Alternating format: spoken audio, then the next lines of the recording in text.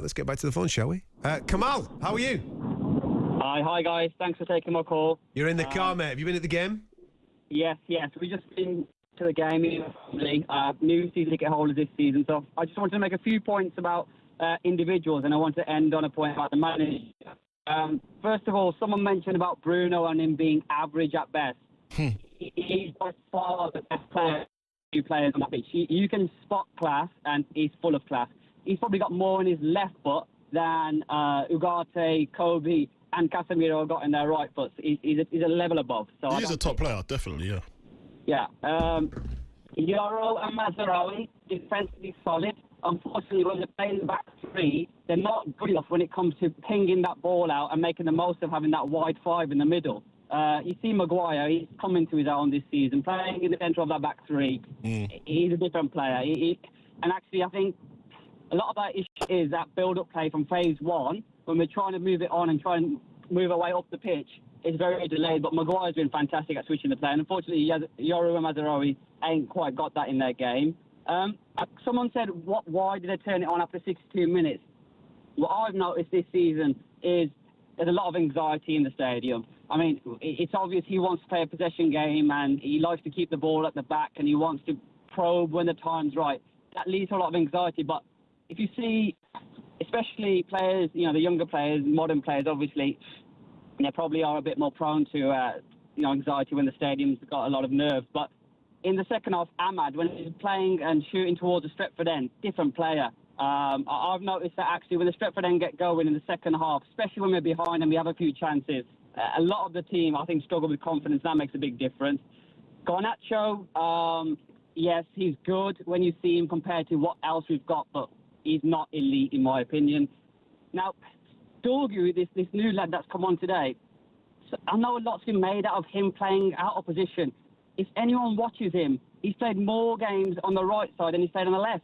And if anyone knows anything about football, if you see him strike the ball, which you've seen him tonight, he's both-footed. If anyone says he's left-footed, he's not. He's both-footed. He strikes the ball perfectly fine with his right foot. So I think that's just criticism for making a point, saying, I know talkSPORT's made a headline in the news there about he was hooked at half-time because he was playing out of position. I think that's unfair. And I want to end on just making the point about the manager.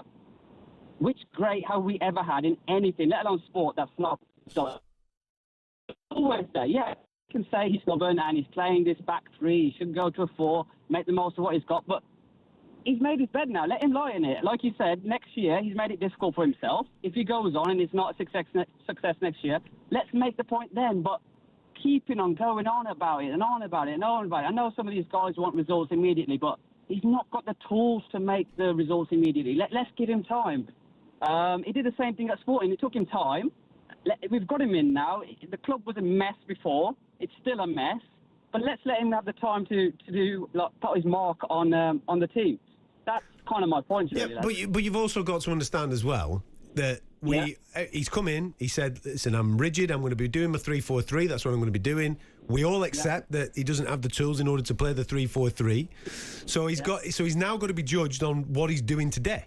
So you have to judge him trying to fit square pegs in round holes, haven't you? That's what you've got to judge at the moment, that he's not adapting, that he's not decided, well, hang on a minute, I ain't got the tools, so I'm going to change the toolbox, so to speak.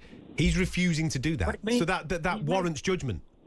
Yeah, of course. I mean, football's there for us to make judgments, but in my opinion, in my judgment, first conference he said, I can either go in and look for results and try and capture something, but let's be honest, what are we fighting for in the league? Nothing. So let's just use it as a training year. It's different if we're close to getting European football or we're in a relegation battle, but bang, mid-table. So if this mid-table 6 months can mean that he's got 6 months under his belt, he's found out, and yeah, I appreciate he hasn't got the players that are perfect for that system, but these, use your terminology, these round pegs will become more square over the next 6 months because they've had the time in that system. Just naturally, at the moment, we can see the players are thinking about the movements. It needs to be where they don't think about it anymore. It's natural. It's happened over and over and over. And there's no substitute for time. And that's what he needs. That's what he needs. I agree with that. Of course, every manager deserves time. If you're going to get him in, you need to give him time to implement his way. But as you said, the Klopp scenario, when he went to Liverpool, he didn't have that heavy metal football players that he wanted, but he slowly and gradually made it into the Liverpool that he saw and identified with in the end. And right now, with Amorim and with a few other managers, it's my way or the highway, and there's no negotiating on how to get to that point where it is his team and is his style of play. You got to negotiate your style a little bit to suit the players you have. That's the way everybody sees it, I think. Gurpreet, how are you, mate? You good? Hello? How you doing, Gurpreet? You good? Yeah, I'm good. Thanks, mate. Just on the way back from Old Trafford, watched the United Leicester game. Yeah, man. And I have to say, I think the first half was a bit of a shocker, I have to say, from our side. But second half, Xerxes came on, Garnacho came on, and I feel like we deserved the win. I know, obviously, the last goal was offside, which credit, fair enough. But overall, I think we were the better team, especially in the second half. The only thing I also want to say is I think, to be fair, you guys have been a bit harsh on Amorim, because what I would say is he's been in the job for just over 2 months, right?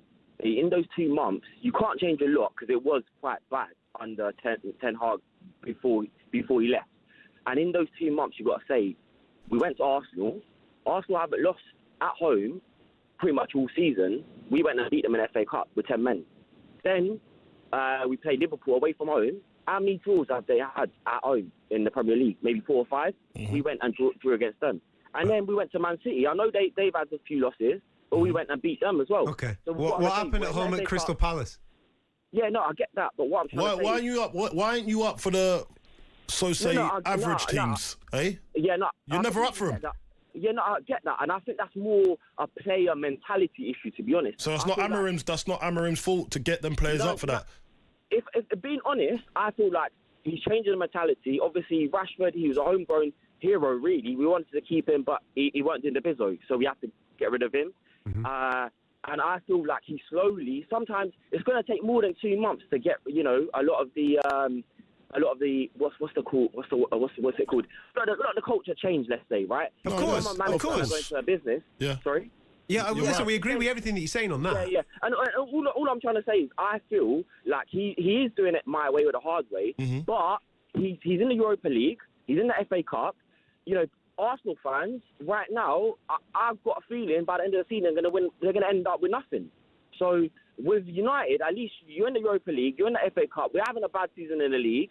I think if we can get into the Champions League via the Europa League, do all right in the FA Cup, I can't say he's had I wouldn't say he's had a bad start so far, and I think you just got to stick with him now, because I think the players have shown that they are, like you say, got a bit of bad culture, because they're up for the big games, not for the other games. I don't think that's Amorim's fault. I think what he needs to do now is stick to his guns, get rid of the bad, or whatever you want to call it, the bad attitudes, guys. Maybe it's Rashford, maybe it's not, but those types of players, and then, see where we go. Okay. Safe trip on, my man. Thank you very much for giving us a ring. Archie, how are you? Hi, mate. You all right? Yeah, man. Archie, mate. What are you saying, Arch? How you feeling? I'm fuming, mate. I'm fuming. Go on, get it off your chest, pal. Mate, last minute, well offside.